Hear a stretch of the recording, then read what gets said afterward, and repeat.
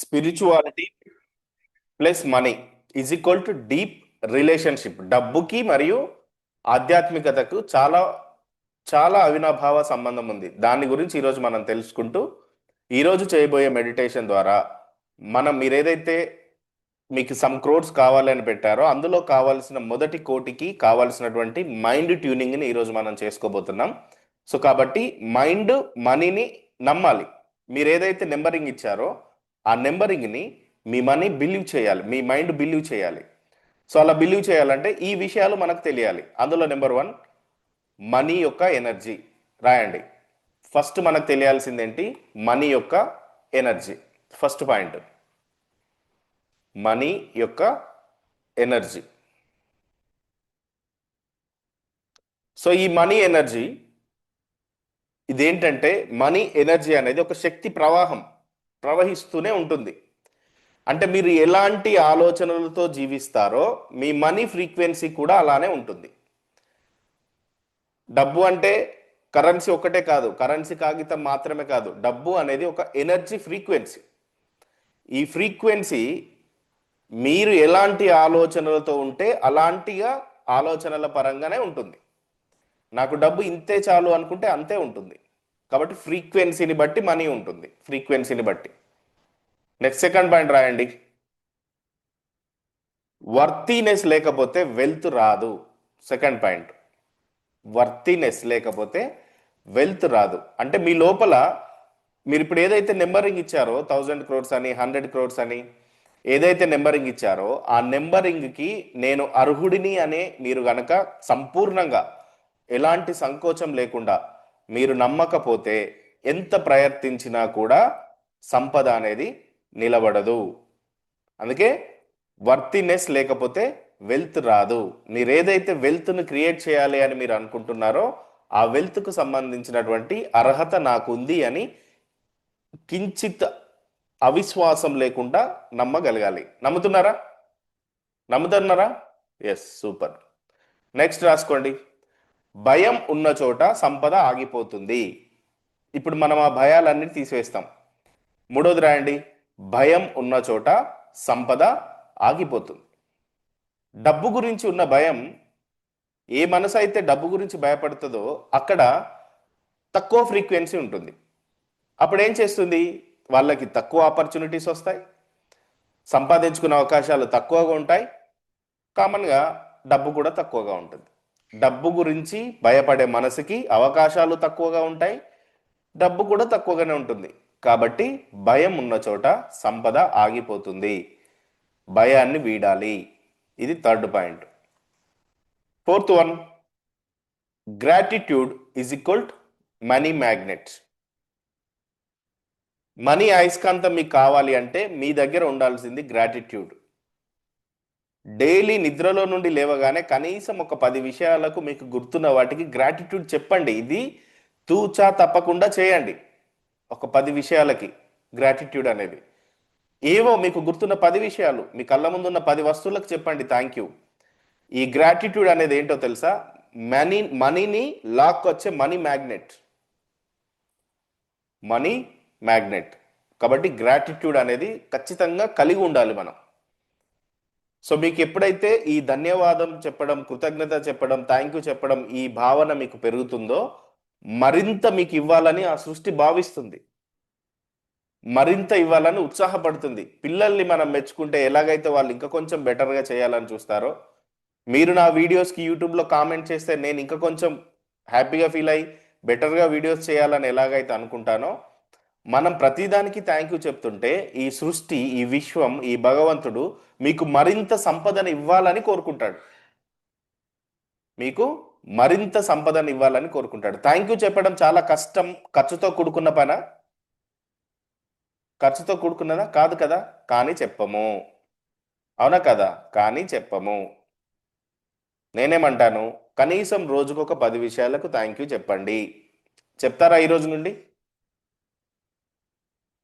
Okay, next point రాసుకోండి. Spiritual alignment is equal to financial clarity. Spiritual alignment is equal to financial clarity. మీరు ఎప్పుడైతే ఆధ్యాత్మిక భావనతో మీ mind కూల్గా ఉంటుందో, మీరు పీస్ఫుల్గా ఉంటారో, శాంతిగా ఉంటారో, అప్పుడు ఫైనాన్షియల్కు సంబంధించిన సరైన నిర్ణయాలు తీసుకోగలుగుతారు. అందుకే కుబేరులు, సకల సంపదలను కలిగి ఉన్నవారు ఎక్కువగా ఆధ్యాత్మిక టెంపుల్స్ని విజిట్ చేస్తారు, స్పిరిచువల్ టెంపుల్స్ని విజిట్ చేస్తారు. చూసారా మీరు ఎప్పుడైనా వాళ్ళు విజిట్ చేయడం? ఎక్కడో అమెరికాలో ఉన్న ఫేస్బుక్ ఫౌండర్ కూడా మన భారతదేశానికి వచ్చి టెంపుల్స్ విజిట్ చేసి వెళ్తాడు. అంటే spiritual alignment is equal financial clarity. ఇవి రెండు ఉండాలి. ఇప్పుడు సంపద చాలా మందికి వస్తుందండి, సంపద చాలా మందికి వస్తుంది. జరగాల్సింది ఏంటో తెలుసా? సంపద సంపాదించడం కన్నా సంపదను నిలుపుకోవడం ముఖ్యం. రాయండి. మనీని సంపాదించడం కన్నా మనీని నిలుపుకోవడం ముఖ్యం. ఎప్పటికీ సంపాదించడం దగ్గరే కాదు, వచ్చిన 100 రూపాయలనైనా నిలుపుకోవాలి. ఆ 100 రూపాయలను నిలుపుకునే మీ యొక్క ఎనర్జీ దగ్గరే 100 crores రావడానికి రెడీగా ఉంటుంది. 100 crores రావడానికి రెడీగా ఉంటుంది. అయితే ఈ సంపద ఎవరి దగ్గర నిలబడుతుందో తెలుసా? చెప్పమంటారా? ఈ సంపద ఎవరి దగ్గర నిలబడుతుందో రాసుకోండి. ఈ సంపద స్పిరిచువల్ వ్యక్తి దగ్గర నిలబడుతుంది. స్పిరిచువల్ వ్యక్తి దగ్గర నిలబడుతుంది. ఎందుకు అంటే స్పిరిచువల్ పర్సన్ మనీని గౌరవిస్తాడు. రాసుకోండి. స్పిరిచువల్ పర్సన్ మనీని గౌరవిస్తాడు.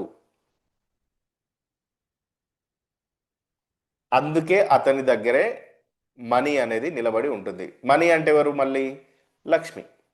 మనీ అంటే ఎవరు? లక్ష్మి. ఓకే, అలా. నెక్స్ట్, సేవాభావం. సేవాభావం. ఈ సేవాభావం అంటే చారిటీ కూడా మనీని అట్రాక్ట్ చేస్తుంది, సంపదను ఆకర్షిస్తుంది. చారిటీ చేయడం. అయితే ఈ చారిటీ కూడా ఎలా ఉండాలి? నీ పునాదులు సరిగ్గా ఉన్నప్పుడు నీవు చారిటీ ఇవ్వగలగాలి. మీరు ఎంతమందికి ఉపయోగపడతారో అంత పెద్ద డబ్బు మీ వైపు ప్రవహిస్తుంది. మీరు ఎంతమందికి ఉపయోగపడితే అంత పెద్ద డబ్బు మీ వైపు వస్తుంది. కాబట్టి సేవాభావం సంపదను ఆకర్షిస్తుంది అని రాయండి. సేవాభావం సంపదను ఆకర్షిస్తుంది అని రాయండి. Next point,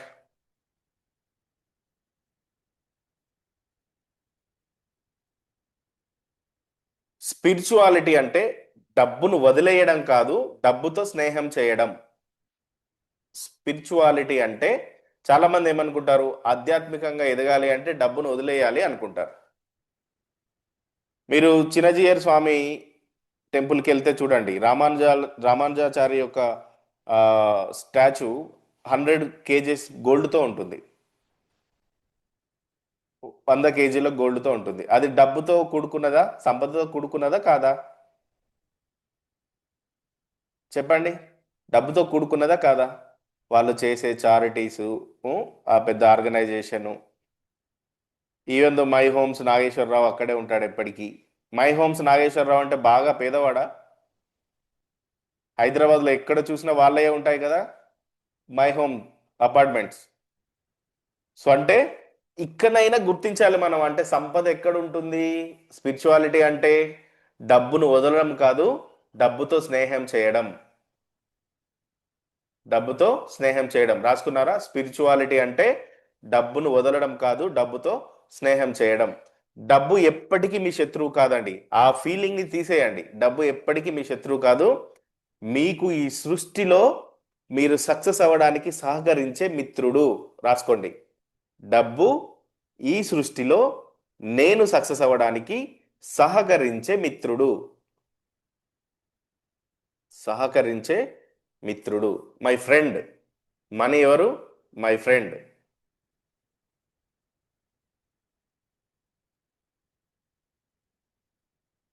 okay okay, before going to meditation నేను కొన్ని అఫర్మేషన్స్ చెప్తాను. ఈ అఫర్మేషన్స్ ఏవైతే ఉన్నాయో ఇప్పుడు మీరు జాగ్రత్తగా రాసుకోనండి. 21 days మార్నింగ్ లేవగానే నేను ఇప్పుడు చెప్పబోయే అఫర్మేషన్స్ను మార్నింగ్ లేవగానే చెప్పాలి, ఉదయం పడుకునే ముందు చెప్పాలి. 21 డేస్, ఈ రోజు నుండి 21 డేస్ కంటిన్యూగా చేయండి. సో ఇది ఏం చేస్తుందంటే మన మైండ్ని 1 crore రూపీస్ అట్రాక్ట్ చేయడానికి మన యొక్క మైండ్ ఫ్రీక్వెన్సీని మారుస్తుంది. మన యొక్క మైండ్ ఫ్రీక్వెన్సీని మారుస్తుంది. కాబట్టి జాగ్రత్తగా రాసుకోండి అఫర్మేషన్స్. నెంబర్ వన్ అఫర్మేషన్, నేను సంపదకు జన్మతోనే అర్హుడిని.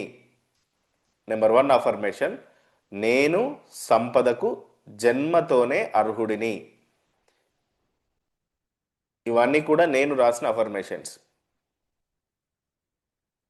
నేను సంపదకు జన్మతోనే అర్హుడిని.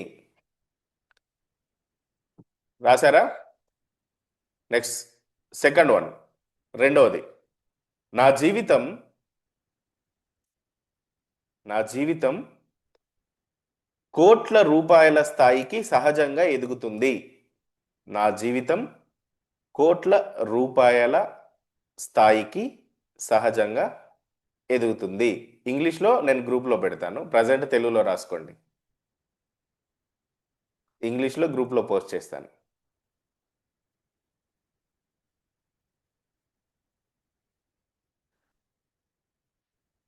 రాసుకున్నారా? నెక్స్ట్ మూడవది రాసుకోండి.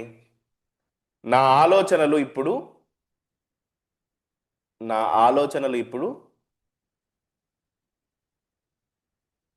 కోటి మనిషి ఆలోచనలు. నా ఆలోచనలు ఇప్పుడు కోటి మనిషి ఆలోచనలు. అంటే కోట్ల మంది కలిసి ఆలోచించే ఆలోచనలు మీరు ఒక్కరే చేస్తున్నారని అర్థం. ఈ లెక్కన ఎన్ని కోట్లు సృష్టించాలి? అంత పవర్ రావాలి మనకి. ఓకే, నాలుగవది రాయండి. నేను డబ్బుతో సురక్షితంగా ఉన్నాను. నేను డబ్బుతో సురక్షితంగా ఉన్నాను. మీకు మీరు చెప్పుకోవాలి, ఫీల్ అవ్వుకోవాలి, నేను డబ్బుతో సురక్షితంగా ఉన్నాను. I'm safe with money. Tension పడద్దు డబ్బు ఉంది అంటే. ఓకేనా? ఫిఫ్త్ వన్, నా ప్రతిభ నాకు పెద్ద ఆదాయం తెస్తోంది. నా ప్రతిభ నాకు పెద్ద ఆదాయం తెస్తోంది.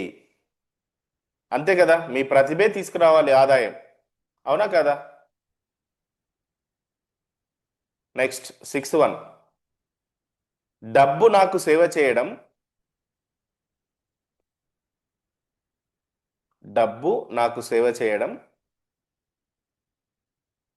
ఇష్టపడుతుంది. డబ్బు నాకు సేవ చేయడం ఇష్టపడుతుంది. డబ్బు మనకి దాసోహం అనాలి, ఎస్ బాస్ అనాలి. మీరు డబ్బుకు ఎస్ బాస్ అనొద్దు, అర్థమవుతుందా? డబ్బే మీకు ఎస్ బాస్, చెప్పండి బాస్ అనాలి. డబ్బు మీకు సేవ చేయడానికి ఇష్టపడుతుంది. ఏడవది,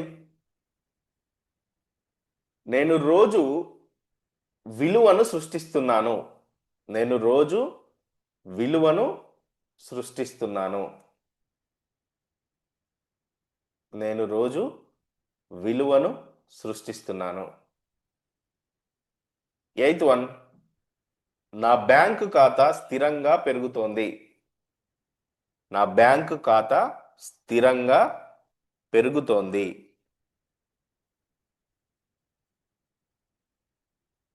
నా బ్యాంకు ఖాతా స్థిరంగా పెరుగుతోంది.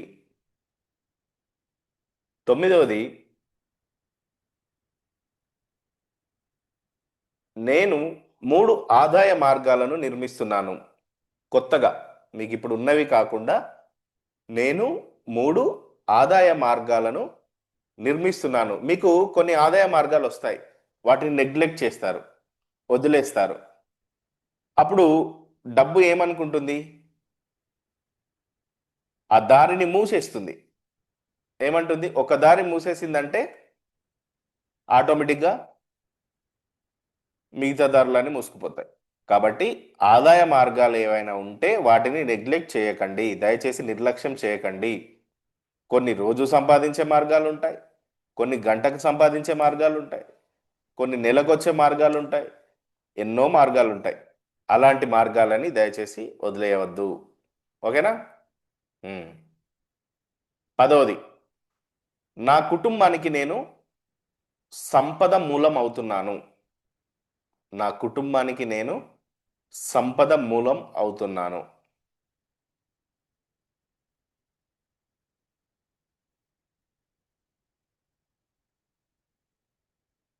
11వది, నేను ఖర్చు చేసే ప్రతి రూపాయి విత్తనం అవుతుంది.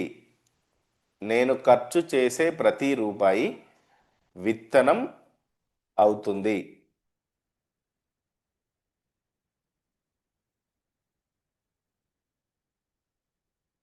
లాస్ట్ది రాసుకోండి. నేను సంపాదించిన డబ్బు నాతోనే నిలుస్తుంది. నేను సంపాదించిన డబ్బు నాతోనే నిలుస్తుంది. సో ఇవి ఒక 21 డేస్ చెప్పండి ఈ అఫర్మేషన్స్. ఓకేనా? ఒక 21 రోజులు చెప్పండి. సెకండ్ది రాసుకోండి కనకరాజు గారు. నా జీవితం రూపాయలు కోటి స్థాయికి సహజంగా ఎదుగుతుంది. సెకండ్ది. ఓకే. సో ఇలా మన యొక్క మైండ్ ఫ్రీక్వెన్సీని మనం మార్చుకుంటూ ఒక కోటి రూపాయల ఫ్రీక్వెన్సీకి కనుక మనం వెళ్ళగలిగితే ఈ 1 crore రూపీస్ ఫ్రీక్వెన్సీ ఆటోమేటిక్గా మనకి 1 crore అనేది తీసుకొస్తుంది. అయితే మై డియర్ ఫ్రెండ్స్, ఇక్కడ మన యొక్క ఇంట్యూషన్, మన ఇంటెంట్ అన్నీ కూడా ఎలా ఉండాలి అంటే, సో అవన్నీ కూడా ధైర్యంతో కూడినవై ఉండాలి. మీరు చూస్తే ఏ బిజినెస్ మ్యాన్ అయినా కూడా తన దగ్గర ఉన్న సంపదని ధైర్యంగా పెట్టుబడిగా మార్చి ఆదాయ మార్గాలను పెంచుకొని ఈరోజు తన సంపదని రెట్టింపు చేసుకున్నారు అందరూ కూడా. సో ఇక్కడ మీరు సంపదకు సంబంధించి ఇక్కడ మన మెడిటేషన్లో ఏం చేయాలి అంటే, సంపదను ఆకర్షించడానికి కావాల్సిన ఫస్ట్ పాయింట్ ధైర్యం. రాసుకోండి, ధైర్యం. ఫస్ట్ అఫర్మేషన్, నేను సంపదకు జన్మతోనే అర్హుడిని. First affirmation. ఓకేనా సుప్రియ గారు? సో ఇప్పుడు మన యొక్క ఇంట్యూషన్ ఏం పెరగాలి అంటే ధైర్యం. ధైర్యే సాహసే లక్ష్మి. డబ్బుని ధైర్యంగా ఖర్చు చేయగలిగితే, ఖర్చు అంటే ఏంటి? దుబారా ఖర్చు కాదు. ధైర్యంగా ఖర్చు చేయగలిగితే అప్పుడు మనకి డబ్బు తిరిగి వస్తుంది. ఓకేనా? మనకి డబ్బు అప్పుడు తిరిగి వస్తుంది. సో మీలో ఎంతమందికి ప్యాసివ్ ఇన్కమ్ కావాలని ఉంది? టైప్ చేయండి చాట్ బాక్స్లో.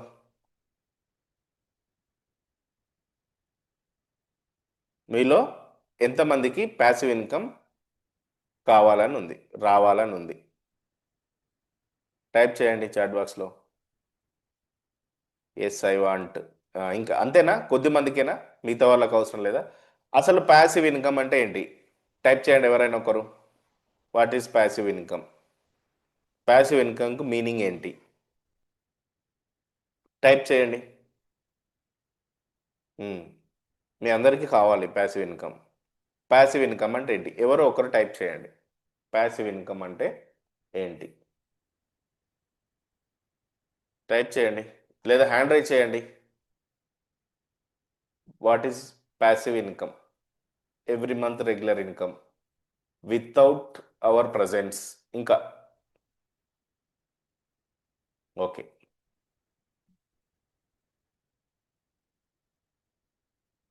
అంతేనా?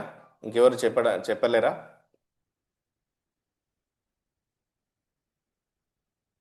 ఓకే. సో ఇప్పుడు ఈ ప్యాసివ్ ఇన్కమ్ అనే పదాన్ని ఉపయోగించిన రాబర్ట్ కియోసాకి, ఆయన ఈరోజు ప్యాసివ్ ఇన్కమ్ తీసుకుంటున్నాడు. ఆ ప్యాసివ్ ఇన్కమ్ ఎలా తీసుకుంటున్నాడో తెలుసా? ఆయన ఫస్ట్ ఒక అనేక మార్గాలుగా మనీ రావడం, money coming to you, do not present. Okay. So ఇప్పుడు చూడండి, రాబర్ట్ కియోసాకి అనే ఒక వ్యక్తి, ఓకే ఆపేసేయండి ఇక చాట్ బాక్స్లో, తను కార్లో తన వైఫ్, తను ఇద్దరు కూడా కొన్ని సంవత్సరాలు బ్రతుకుతూ ఒక చిన్న అపార్ట్మెంట్ డౌన్ పేమెంట్ కట్టి ఆ అపార్ట్మెంట్ రెంట్కి ఇచ్చి రెంట్కి వచ్చిన ఆ అమౌంట్తో ఈఎంఐలు కడుతూ, కసి ఎలా ఉండాలో చూడండి, ఈఎంఐలు కడుతూ ఆ అపార్ట్మెంట్ని ఓన్ చేసుకున్నాడు. అలా అపార్ట్మెంట్ ఈఎంఐ తీరేంత వరకు వైఫ్ అండ్ హస్బెండ్ ఇద్దరు కూడా కారులోనే జీవించారు. వాళ్ళ సంసారం అంతా కారులోనే. ఈజీగా ఉంటుందండి కారులో బ్రతకడం? ఎంత కష్టం. అలా స్టార్ట్ చేసిన తన ప్రస్థానం మీరు నమ్మరు, ఈ ఒక్క జీవితంలోనే, ఈ ఒక్క జన్మలోనే, రీసెంట్గా మొన్న ఇంటర్వ్యూలో అతను చెప్తున్నాడు, తనకి రెంట్ వచ్చే హౌసెస్ ఎన్ని ఉన్నాయో తెలుసా? 25,000 హౌసెస్ ఉన్నాయి. ఎన్ని? 25,000 ఇల్లులు ఉన్నాయి ఆయనకి రెంట్ వచ్చేటి. ఓన్లీ రెంట్ వచ్చే హౌసెస్, ఈయన ఓన్ హౌసెస్. మీకు ఎన్ని ఉన్నాయి రెంట్ వచ్చే హౌసెస్? ఉన్నాయి అందరికి? ఒక్కటి. అంటే ఇంకా 24,999 ఇల్లులు ఇంకా మనం ఫుల్ఫిల్ చేయాల్సింది ఉంది, రెంటెడ్ హౌసెస్. అవునా కాదా? 1 2 మేబీ అంతే. రెండు అంకెలకి దిగువనే ఉన్నాం. సో మై డియర్ ఫ్రెండ్స్, ఇక్కడ మీరు ప్యాసివ్ ఇన్కమ్లోకి వెళ్ళాలి అంటే ఒక నియమం పెట్టుకోవాలి. మనం ఒక నియమం పెట్టుకోవాలి. రాసుకోండి ఆ నియమం ఏంటి అనేది. ఆ నియమం ఏంటి అంటే దానినే గోల్డెన్ రూల్ అంటారు. రాసుకోండి, గోల్డెన్ రూల్. ఇది అవసరమైతే చాలా పెద్దగా రాసుకోండి. సూపర్. ఈరోజు మన రత్నారెడ్డి సార్ నేనేదైతే ఒక సిజిల్ ఇచ్చి సార్ యొక్క డేట్ ఆఫ్ బర్త్ని బట్టి ఒక మనీకి సంబంధించి ఒక తలిస్మా ఇచ్చానో దానిని గోల్డ్ కాయిన్ లాగా దానిపైన ప్రింట్ చేపించాడు కార్లో. ఎక్సలెంట్. చూడండి, చూపిస్తున్నాను నేను. ఒక్క నిమిషం మిమ్మల్ని. అయ్యా చూడండి, ఒకసారి అన్మ్యూట్ చేసుకోండి. మీరు మీకు ఆప్షన్ ఇస్తాను, అన్మ్యూట్ చేసుకోండి సార్. చెప్పండి సార్, దాని గురించి ఒక 1 minute చెప్పండి. హ్యాపీ గోల్డెన్ నైట్ సార్ అందరికి. Golden evening sir. Golden all of you billionaires and millionaires. Arun సార్తో నేను పర్సనల్ కౌన్సిలింగ్ తీసుకున్నప్పుడు ఈ సింబల్ నాకు పెట్టారు వాట్సాప్లో. అది నేను గోల్డ్ బిస్కెట్ తెప్పించాను. గోల్డ్ బిస్కెట్స్ తెప్పించి 3 చేయించాను. ఒకటి ఆఫీస్కి, ఒకటి ఇంటికి, ఒకటి కార్కి. Super super. ఒకసారి గ్రాండ్ అప్లాస్ ఇవ్వండి సార్కి. సో అది ఖచ్చితంగా నేను ఎప్పుడైతే ఆ సింబల్ మీకు ఇచ్చానో అప్పటి నుండి ఏమైనా చేంజెస్ అయ్యాయా సార్? అంత పాజిటివ్గా ఉంది సార్, చాలా బాగుంది. చాలా పాజిటివ్గా ఉంది. కొన్ని మీరు లేట్ అవుతాయి అనుకున్న విషయాలు కూడా త్వరగా అవుతున్నాయి సార్. త్వరగా అవుతున్నాయి. క్లాస్ కూడా ఇప్పుడు 1/2 hour లేట్ వచ్చాను సార్. బిజినెస్ దగ్గర అవ్వలేదు, ఆఫీస్ దగ్గర ఓకే వర్క్, ఓకే, అందుకని ఇప్పుడు స్నానం చేసి. పర్లేదు పర్లేదు సార్. సో అంటే ఎస్, అలా చాలా బాగుంది సార్. మీరు ఫోటో పెట్టినప్పుడే నేను చాలా హ్యాపీగా ఫీల్ అయ్యాను. Excellent. Thank you. Yes yes, thank you చాలా థ్యాంక్ యూ బాగుంది సార్. సార్. అందరూ కౌన్సిలింగ్ చాలా ఎక్సలెంట్ గా చెప్పారు సార్. చాలా బాగా వర్కౌట్ అవుతుంది. ఎస్, ఆల్మోస్ట్ నేను చెప్పినవి జరిగి తీరుతున్నాయి చాలా మందికి. సో అవును సార్. అలా చూడండి, అక్కడ ఇంట్రెస్ట్ ఉంది సార్కి కాబట్టి దాన్ని చేపించుకున్నాడు. జస్ట్ కేవలం అరుణ్ సార్ చెప్పాడు కదా, పని ఎలాగ అవుతుంది కదా అని కాకుండా తన యొక్క ఇంట్రెస్ట్ని బట్టి దాన్ని ఒక ఎప్పటికీ స్థిరంగా ఉండేలాగా చేసి పెట్టుకున్నాడు. సో అలా ఒక గోల్డెన్ రూల్స్ మనం కూడా పెట్టుకోవాలి. ఒక గోల్డెన్ రూల్ రాసుకోండి. ఒక గోల్డెన్ రూల్ మీరు ఈ రోజు నుండి ప్రింట్ చేసి పెట్టుకోండి, తలరాతలాగా రాసి పెట్టుకోండి. అదేంటి అంటే రాసుకోండి. అదేంటంటే రాసుకోండి, if it does not if it does not put money in my pocket every month. If it does not put money in my pocket every month, it is not an asset. It is not an asset అంటే ప్రతి నెల నా జేబులోకి గనక ఇది డబ్బులు ఇవ్వలేకపోతే అది నాకు అసెటే కాదు. కారు అసెట్ అవుతుందా? ఒకవేళ ప్రతి నెల మీకు డబ్బులు ఇస్తే అసెట్ అవుతుంది, అవునా కదా? గ్రూప్లో చాట్ బాక్స్లో పెట్టాను చూడండి. If it does not put money in my pocket every month, it is not an asset. అంటే మీరు ఏది ఇప్పుడు ఇక్కడ నుండి ఏది కొన్నా ఏది చేసినా కూడా ఇది ప్రతి నెల మన జేబులోకి అమౌంట్ని తీసుకురావాలి. అలాంటివి పర్చేస్ చేయాలి. అర్థమవుతుందా? రాబర్ట్ కియోసాకి యొక్క గోల్డెన్ రూల్ ఇది. ఇది నేను రాసింది కాదు, రాబర్ట్ కియోసాకి యొక్క golden rule. If it does not put money in my pocket every month, it is not an asset. ఇప్పుడు ఏది అసెటో ఏది అసెట్ కాదో మీరు ఈజీగా చెప్పేస్తారు. కాబట్టి ఫోకస్ పెరుగుతుంది. కాబట్టి ఫోకస్ పెరుగుతుంది. సో మీరు ఏదైనా వస్తువును కొనేటప్పుడు మీరేమనుకోవాలంటే, ఆ వస్తువును కొనడం కాదు, నా భవిష్యత్తును కొంటున్నాను అనుకోవాలి. మీరు ఏమనుకోవాలి? ఏదైనా కొంటున్నప్పుడు భూమి కానీ, ఇల్లు కానీ, బంగారం కానీ, ఇలాంటివి కొంటున్నప్పుడు వస్తువును కొనడం కాదు, నా భవిష్యత్తును కొంటున్నాను అనుకోవాలి. Okay, yes. లాస్ట్ మన మెడిటేషన్కి వెళ్దాం. లాస్ట్ బట్ నాట్ లీస్ట్, అసలు ప్యాసివ్ ఇన్కమ్ అంటే ఏంటి? కరెక్ట్ అర్థం చెప్తాను, రాసుకోండి.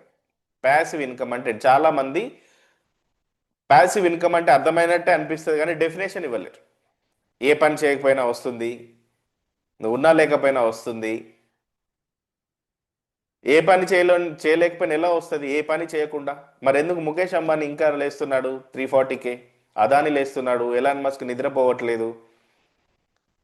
అంటే ఈ విషయం మనం తెలుసుకోవాలి. ఇప్పుడు మెడిటేషన్లో మీరు ఇవన్నీ మళ్ళీ తిరిగి రివైండ్ చేసుకోవాలి. ప్యాసివ్ ఇన్కమ్ అంటే, రాసుకోండి, ఒక్కసారి సిస్టమ్ నిర్మించిన తర్వాత, ఫస్ట్ సిస్టమ్ నిర్మించాలి మనం. ఒక్కసారి సిస్టమ్ నిర్మించిన తర్వాత, సిస్టమ్ అంటే ఏంటి? కనీసం మీకోసం ఒక 500 మంది అయినా పని చేయడమే సిస్టమ్. సిస్టమ్ అంటే ఏంటి? కనీసం మీ కొరకు 500 పీపుల్, 100 పీపుల్ ఉన్నా that is not system. Definition ప్రకారం అంటే ఈ లెక్కన శ్రీలక్ష్మి మేడం గారు 499 హౌసెస్ కట్టిన తర్వాత కానీ సిస్టంలో ఉన్నట్టు. 499 హౌసెస్, రెంటెడ్ హౌసెస్ మీరు ఎప్పుడైతే ఫుల్ఫిల్ చేస్తారో దానికి ఇప్పుడు మీకు రెంట్కి వచ్చి ఒక హౌస్ యాడ్ అవుతుంది. నెక్స్ట్ 500 హౌసెస్ మీకు అవుతాయి. అప్పుడు మీరు సిస్టమ్ని క్రియేట్ చేసినట్టు. అర్థమవుతుందా? అంత పెద్ద విజన్ పెట్టుకోవాలి మనం. ఓకే, అంటే ఒక పెద్ద గేటెడ్ కమ్యూనిటీని మీ విజన్ బోర్డులో ఇప్పుడు పెట్టుకోవాలి రేపు. ఓకే, అలా ఒకసారి సిస్టమ్ నిర్మించిన తర్వాత ప్రతిరోజు నువ్వు అక్కడ పనిచేయాల్సిన అవసరం లేదు. ఇక ఇప్పుడు 500 హౌసెస్కి మీరు వెళ్తారా? 500 హౌసెస్కి మీరు విజిట్ చేస్తారా? లేదు. మీరు ఒక 2-3 మేనేజర్లను పెట్టుకుంటారు, వాళ్ళే రెంట్స్కి ఇస్తారు, మాట్లాడతారు, మన అకౌంట్కి డబ్బులే డబ్బులు, డబ్బులే డబ్బులు. అవునా కదా? Yes sir no?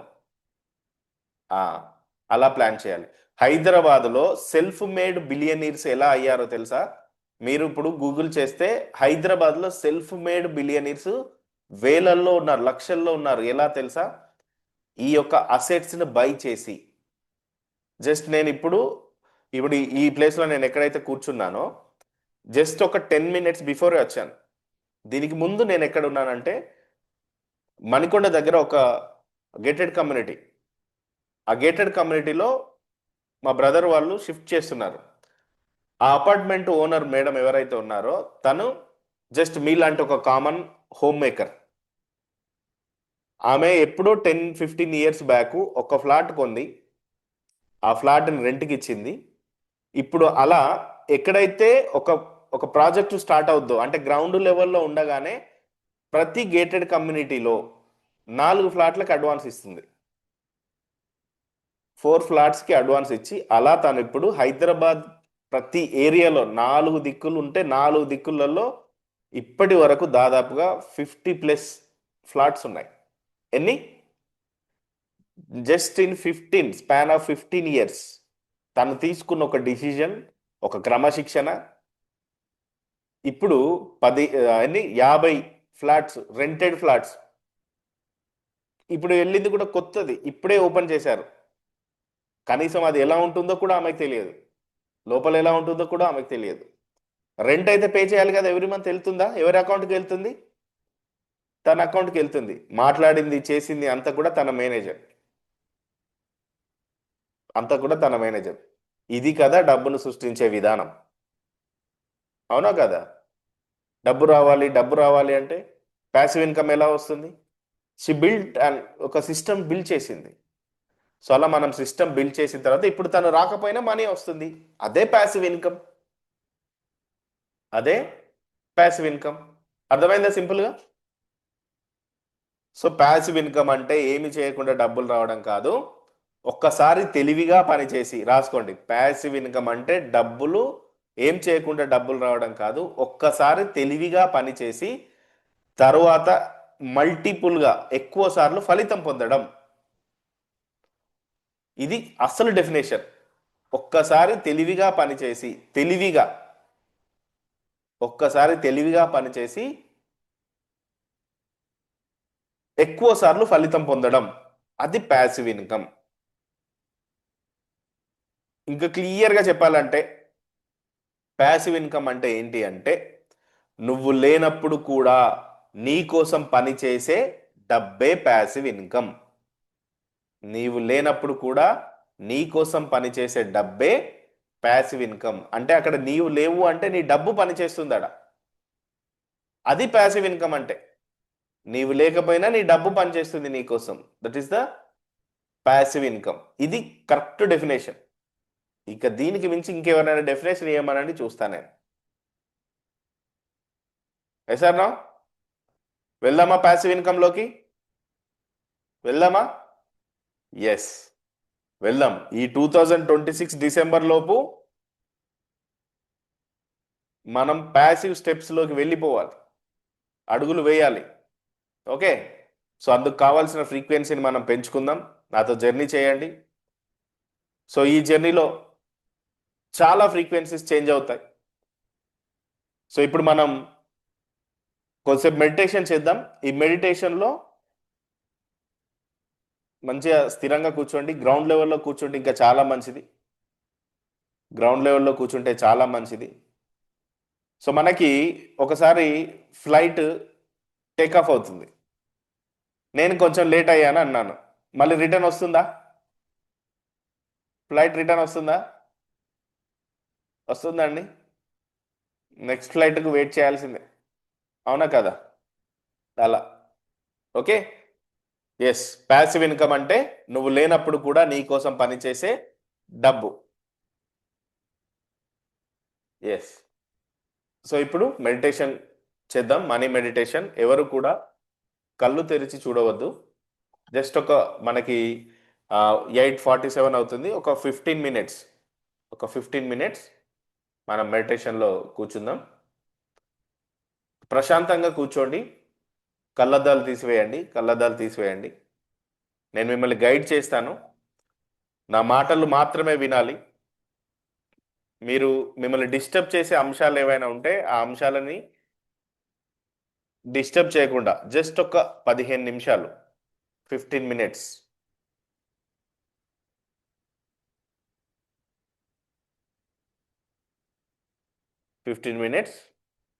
కూర్చోండి. Close your eyes. ఎవరు కళ్ళు తెరిచి చూడవద్దు. ఈ మెడిటేషన్తో మనం ఒక 1 crore రూపీస్ మనీ ఫ్రీక్వెన్సీని యాక్టివేట్ చేయబోతున్నాం. 1 CR, 1 కోటి రూపాయలకి సంబంధించిన మనీ ఫ్రీక్వెన్సీని యాక్టివేట్ చేయబోతున్నాం. సో కాబట్టి ప్రశాంతంగా కూర్చోండి. నేను చెప్పే మాటలు మాత్రమే వినండి.